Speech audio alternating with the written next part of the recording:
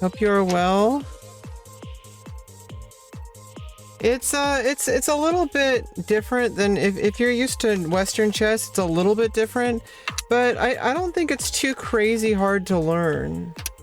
If you do command XiangQi in chat, you can learn how to play. What?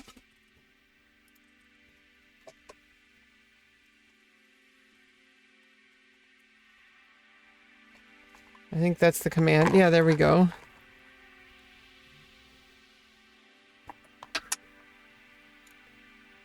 I think there's even a guide out there specifically for people coming from Western chess.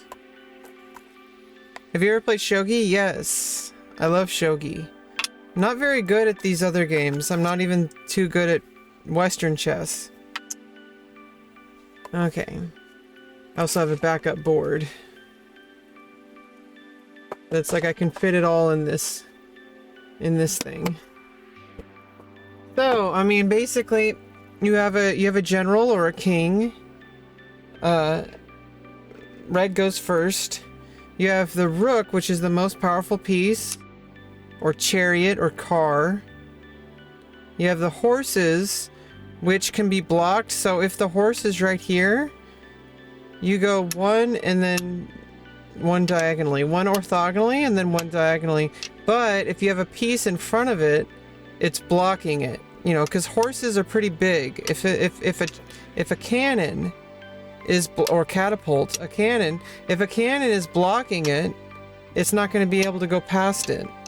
But it can go this way, and if there wasn't an advisor here, you'd be able to go here.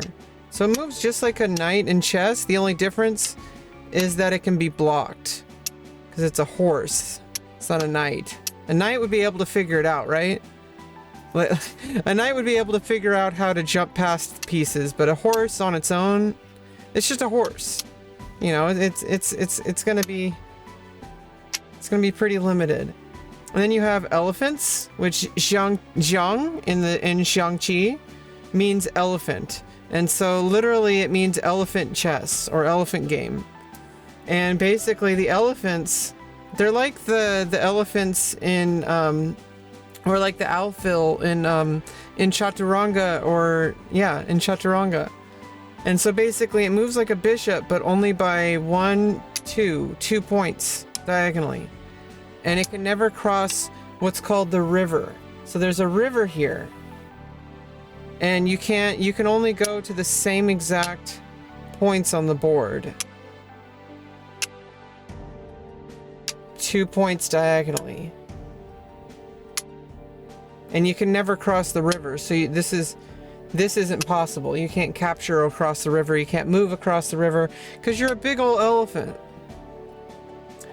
You have the king. It moves only inside the palace. This is called a palace. And you can only move inside the palace orthogonally. So you can't move diagonally. You see the diagonal pieces. The advisor's the opposite. Advisors can only move inside the palace diagonally. And you can never have the kings facing each other. So like this would be an illegal move. If you know, this would actually be, if you were here and there was like a rook here, this would actually be checkmate. So this would be checkmate. There's some other rules, such as if you go like this, for example, let's say if you just make the same move, you can't make the same move again. So you have to make a different move, and then you can make the move again. There's rules about that. I don't know the exact science of the rules, but basically, threefold repetition is highly discouraged. It's not even allowed. You can't do repetition, really, basically. You want to try to make an original move every time. I did teach people chess. I taught kids chess. Thank you. yeah, the kids are a bit annoying. They're butt heads, but you know, they would knock pieces over. It was more than just about chess. It was like I was teaching them how to like behave themselves. Although I had a mental breakdown, but that's a little bit different. I lost my job. It was also after I started transitioning, and there were some issues around that. It was really frustrating. It was not even a well-paying job, so but I really enjoyed it. I really enjoyed the work.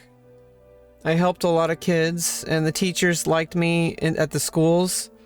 The parents liked me, and the students liked me. It didn't really work out. It wasn't even making me too much money. They only paid me like 4 times a year. Just a second, I gotta adjust this.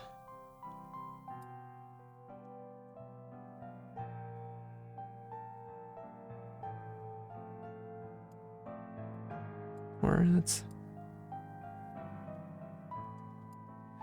put it over here.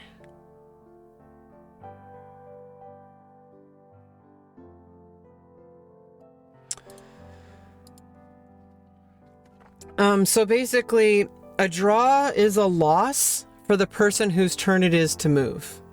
So if you do end up getting a draw, if you're the one who moved right before stalemate, you actually win. Like I said, the knight moves like this, like a regular knight in chess.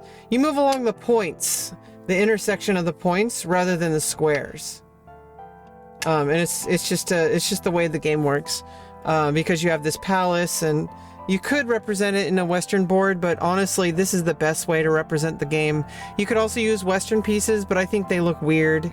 I use the traditional Chinese pieces. You know, they look very, you know, these are the pawns. They look differently depending on whether you're black or red. The king looks different for black and red. The elephants, this is the actual character for elephant. This is actually a character for minister, but they're both elephants. They're all the same pieces. So the rooks, they're like chess rooks. These are like the alfils in chaturanga. These are like the knights in chess, except the difference is they can be blocked. So if you're right here, you can't go past it. The only piece that's drastically different from chess, besides the fact that the king can only move inside the palace and can't move diagonally, and that the advisors are kind of like a unique piece. They can only move diagonally inside the palace. The only unique piece is the cannon, which the cannon moves like a rook, but it needs like an intervening piece in order to capture. So in order to capture that pawn, I would need, if I had a pawn here, this would actually be check, because I'm attacking the king. So it attacks through a piece. You know, so that's the way the cannon works. The cannon is really unique, and it moves like a rook. So it moves like a rook, but it can only capture. It can only capture if there's a piece in between the capture piece. So it would capture right here. For example, if this pawn moved, it would have to capture this piece.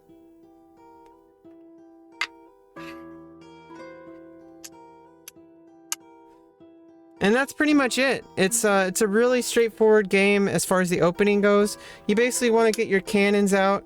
You want to get your knight out. You want to get your rook to either the second file or the second rank, so that you could slide over and possibly move to another file. That's basically the opening principles. You want to get your rook's the most powerful piece in the game. And because there's so many weak points, I actually saw a thing yesterday that was actually really explaining to me something really well. The reason why the opening sequences are so different in XiangQi is because if you see there's so much space on the board, there's only 5 pawns, and most points are not covered. They're not defended. So in here, the only points that are defended are this pawn, these points, the points directly in front of the pawns. Oh yeah, the pawns move forward. They only move forward. They don't capture diagonally. They only move forward, but as soon as you cross the river, it's the only sort of promotion that works in this game, is as soon as you cross the river, they can then move and capture side to side. They can never move backwards, but they're really good endgame pieces because you can really control the palace. And in order to deliver checkmate, you need to be able to control as many points as possible across the river. So the only pieces that can't cross the river are the king, the advisors, and the elephants. The elephants are defensive pieces. The most important pieces in the game are the rooks, the cannons, and the horses. Pretty much in that order. Like the rook is the most powerful. Cannon and horses are, I think the cannon is slightly stronger than the horses. But the horses are pretty powerful too. Both of these pieces can cross the river. And so if you can cross the river, if you have pawns, if all you have are your palace pieces, are I guess your royal pieces, are your palace pieces and your elephants, you can never deliver checkmate. So the only possible outcome you can have is a draw. So you want to keep your cannons, you want to keep your rooks, you want to keep your horses, and you want to keep your pawns if at all possible. But because there's only 5 pawns, the only points that are covered, that are defended, are the points in front of them. The points, you know, that are covered by the rooks, and every other point is literally defenseless. Like the points that are surrounding, you know, these points. These points, this point, these points, like, you know, the palace is pretty defended. Like this point is defended pretty well, obviously.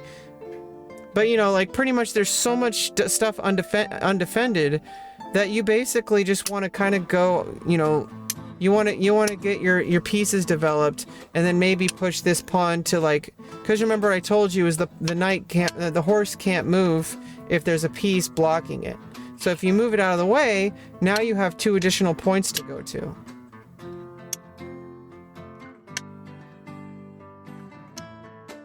But if it's here, you can only defend that pawn, you can defend that pawn, and you can go backwards that way, or you can go backwards this way. And then once you're here, you have 2 pieces that are blocking you. You can literally only go back, or you can go like over this way to the left side. Those are the only 2 points that you can go to if you're there. So you got to be really careful, because, you know, at any given moment, your horse can be blocked. So you got to always remember that. I'm going to play online, and I'm going to use my board instead of the interface. It's kind of fun. I like playing with the real board. If at all possible.